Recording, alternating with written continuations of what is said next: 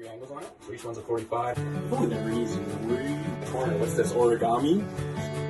A perfect corner. Here's I am. Hey guys, Packed Adams here. Traditionally what we do is we throw a couple globs of muck on there. Okay. Traditionally when we're doing these corners here, what you end up doing is you get your corner bead and then you cut 90-degree angles on it. So each one's a 45, and then when they butt up, it forms a 90-degree angle, and then you just embed those in the mud like this. And when you get all your sides done, it equals out to a nice, perfect, flush corner. Only problem with that way is it's slow and it's a lot of work. So we've got a funky new system that we think is going to blow your mind big time. What's that way called? It's called a three-way. Sexy. If only there were easier way. We found it. We found the easier three-way. So we found an easier way.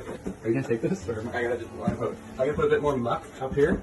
Make sure it's got a nice bed. You can come in here before anything else.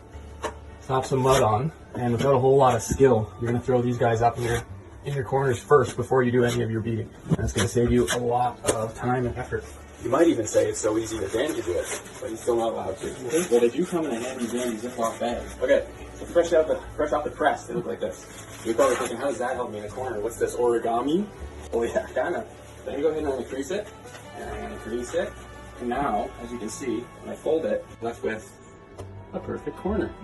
And the best thing about this is there's no gaps, there's no seams. Traditionally, those other corner bead tapes, when they all butt in the middle of it, when there's not actually anything behind there. So this way, it's fully sealed, and it's a perfect corner every time. What's important is that before you put it on, you're gonna wanna put a little bit of mud on that lip there, so that when you fold it and overlap, it's got mud tucked in behind all areas. Get a little bit of the mud, get that excess off.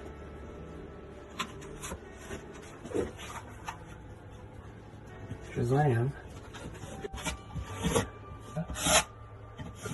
Okay, so I'm pressing it in.